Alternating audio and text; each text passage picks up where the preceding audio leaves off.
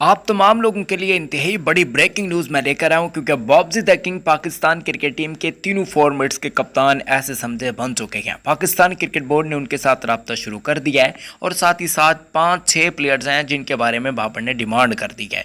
उन 5-6 प्लेयर्स पर भी बातचीत की जाएगी, लेकिन सबसे अहम बात जो है वो है बाबर आजम का पसंदीदा कोच। और ये मैं आपको बिल्कुल आखिर में जाकर बताऊंगा, जिसको सुनकर मुझे यकीन है आप हैरान हो जाएंगे और 110% लोग मेरी बात से मुत्तफिक भी हो जाएंगे, बाबर आजम की सोच से भी मुत्तफिक हो जाएंगे। लिहाजा वीडियो आपने बिल्कुल आखिर तक देखनी है। सबसे पहले बातचीत करते हैं बाबर आजम की कप्तानी के हवाले से। वैसे दिल पर हाथ रखें और मुझे अभी क्या भी बताएं, आपने बाबर आजम की कप्तानी को देखा होगा। बाबर आजम ने वेस्टइंडीज़ के खिलाफ टेस्ट मैचेस के अंदर जो कप्तानी की है, 10 में से आप कितने नंबर देना चाहते हैं बाबर आजम को? एक बंदा देख रहा है या 1000, चाहे जितने बंदे देख रहे हैं, भाई आज आप लोगों ने कमेंट्स में लाजमी हाजिरी लगवानी है और मुझे बता देना है कि 10 में से आप कितने नंबर देना चाहते हैं। सबसे पहले 6 प्लेयर्स हैं जिन पर बाबर आजम की इस वक्त खूब नज़र है, उनमें पहला नंबर हुनैन शाह का है। आप हैरान हो जाएंगे कि हुनैन शाह पर ही क्यों, क्योंकि आप लोग अगर बगौर तरीके से पाकिस्तान सुपर लीग को देकर आए हैं तो ऐसे मैच विनर्स हमें प्लेयर्स चाहिए जिनके अंदर जिगरा होता है, जिनके अंदर एटीट्यूड होता है, जो कुछ करने के लिए आए होते हैं। और हुनैन शाह के अंदर वो सारी पार्ट्स मौजूद हैं। तो ऐसे समझे कि भाई ये पाकिस्तान के लिए एक बेहतरीन किस्म का प्रॉस्पेक्ट है और इस वक्त बाबर आजम की नज़र इन पर भी है। दूसरे नंबर पर बातचीत करते हैं तो आकिफ जावेद हैं। आकिफ जावेद एक मल्टी टैलेंटेड पाकिस्तान के फास्ट बॉलर हैं। आप लोग जानते हैं कि पाकिस्तान को बहुत ही ज़्यादा मसले मसाइल फास्ट बॉलिंग के शोबे के अंदर आ रखे हैं। इन तमाम शोबों के अंदर एक चीज़ का जो मसला है वो है स्पीड का मसला। स्पीड और लाइन और लेंथ, इन तीनों चीज़ों के लिए एक कॉम्बो आपके पास प्लेयर मौजूद है जो कि है आकिफ जावेद। और इनको तीनों फॉर्मेट्स के अंदर जल्दी मौका मिलने जा रहा है। अगर आप हैरान हैं कि शायद इनको मौका क्यों नहीं मिल रहा, तो भाईजान तैयार हो जाएं, क्योंकि आकिफ जावेद आपको तीनों फॉर्मेट्स के अंदर देखने को मिल जाएंगे। इसके अलावा अगर हम बातचीत करते हैं तीसरे जो कैंडिडेट हमारे पास सामने आ रहे हैं, जिनके पास यानी कि जिनके बारे में इत्तलात हैं और जिन पर बहुत ज़्यादा इस वक्त जो कैंप लगा हुआ है नज़रें हैं, और बाबर आजम ने कन्वेट कर दिया है, बात बता दिया है कि भाईजान इन पर खसूसी नज़रें हों, माइक हैसन को बता दिया है। तो उनमें जो तीसरा नाम है वो है अहमद दानियाल का।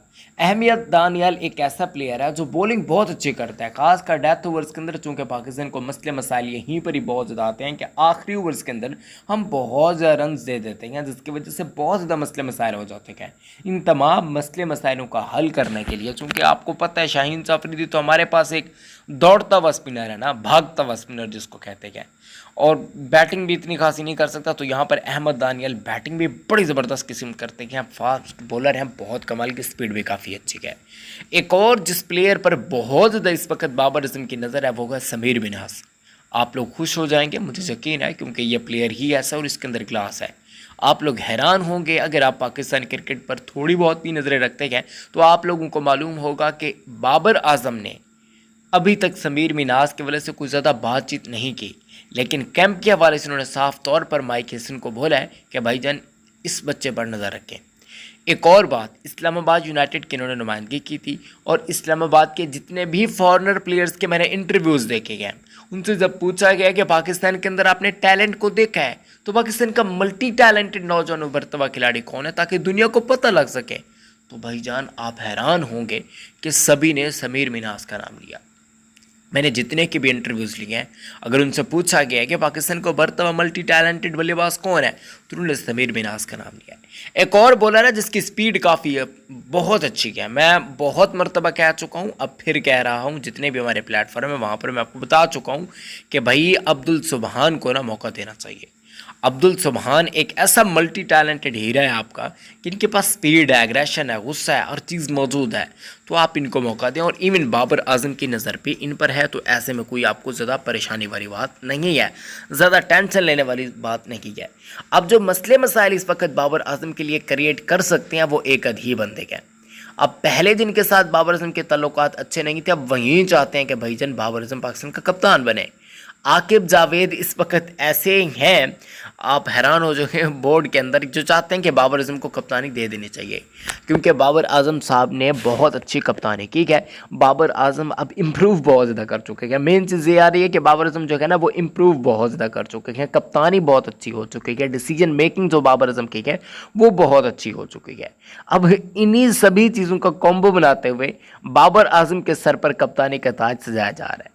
अब ये कहा जा रहा है कि बाबर आजम अगर कप्तान बनेंगे तो पाकिस्तान के तमाम मसले मसाइल हल हो जाएंगे। तो भाईजान ऐसा नहीं होने जा रहा, मेरी बात एक लिख लीजिएगा। कोच मैं आपको बताता हूँ, थोड़ा सा वेट करें, मैं आपको ना थोड़ी बहुत और मज़ीद चीज़ें बता देता हूँ, ताकि चूँकि मसले मसाइल इस वक्त बहुत ज़्यादा है। अच्छा, मैं आपको बताऊँ कि जब आप टीम सिलेक्शन अच्छी नहीं करेंगे, कप्तान अकेला कुछ भी नहीं कर सकता। कप्तान को जब आप मर्जी नहीं करने देंगे तो कप्तान कुछ भी नहीं कर सकता। बांधा हुआ कप्तान नहीं चाहिए। बाबर आजम को वनडे और आप लोगों को पता है T20 फॉर्मेट की कप्तानी अगर दी जा रही है तो यहाँ पर बाबर आजम की शराइत काफ़ी तगड़ी है, जिसकी वजह से पाकिस्तान क्रिकेट बोर्ड अभी भी सोच रहा है।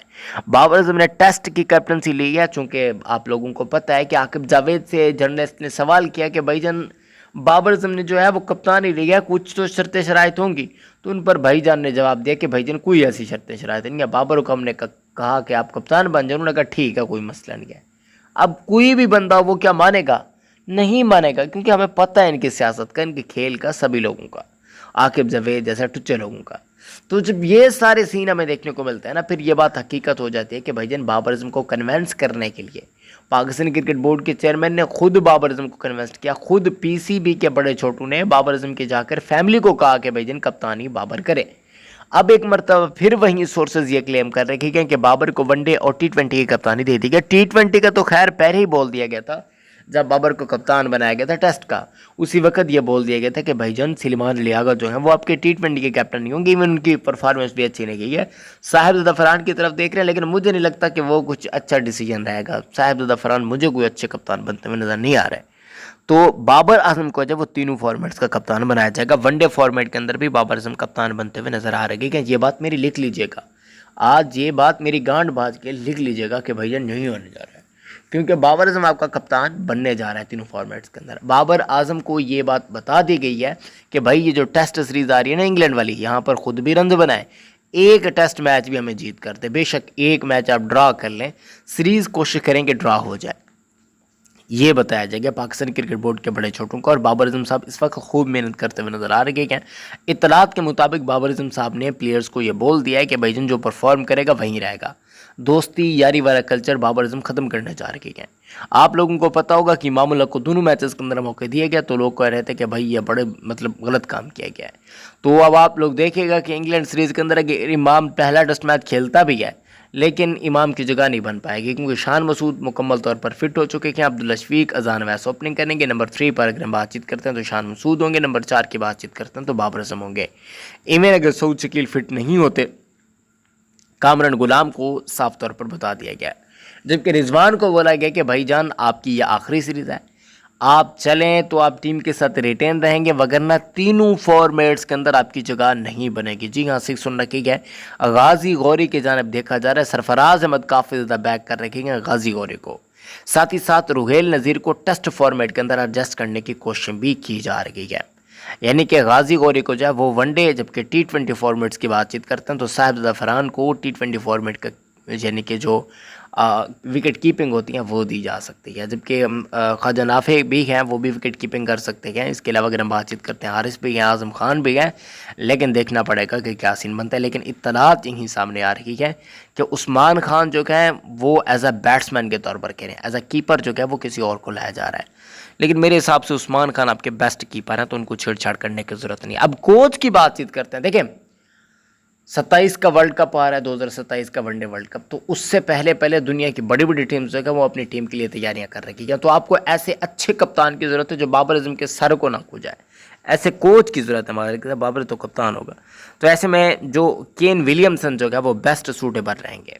आप लोग इस बारे में क्या कहते हैं? चूँकि अभी वो रिटायरमेंट का ऐलान भी कर चुके हैं और सुनने में जा रहा है कि वो IPL के अंदर इस मरतबा कोचिंग करने के लिए काफ़ी ज़्यादा यानी कि जहन बना रखी है और वो दुनिया क्रिकेट के अंदर जितनी भी लीग्स होती हैं ऐसा कोच के तौर पर एंट्री मारने जा रखी है, जिस तरीके से बाकी आजकल ट्रेंड्स वगैरह चल रहे हैं। तो इस पर आप लोगों की क्या राय है मुझे ज़रूर कमेंट्स के अंदर बताइएगा, क्योंकि आप लोगों की जो राय होती है ना वो हमारे लिए काफ़ी ज़्यादा अहमियत की हामिल होती है। आप लोगों को बाबर की कप्तानी, आप लोग क्या समझते हैं पाकिस्तान क्रिकेट टीम के अंदर कौन सी तब्दीलियां होनी चाहिए, क्या करना चाहिए, मुकम्मल तफसील जो है वो आपको उसी सूरत मिलती रहेगी जब आप लोग सपोर्ट करते रहेंगे। तो चैनल को सब्सक्राइब कीजिएगा, कमेंट में लाइक कीजिएगा, कमेंट में कमेंट्स कीजिएगा, लाइक वीडियो को कीजिएगा। अपना बहुत ज़्यादा ख्याल रखें दोस्तों, अल्लाह हाफ़िज़।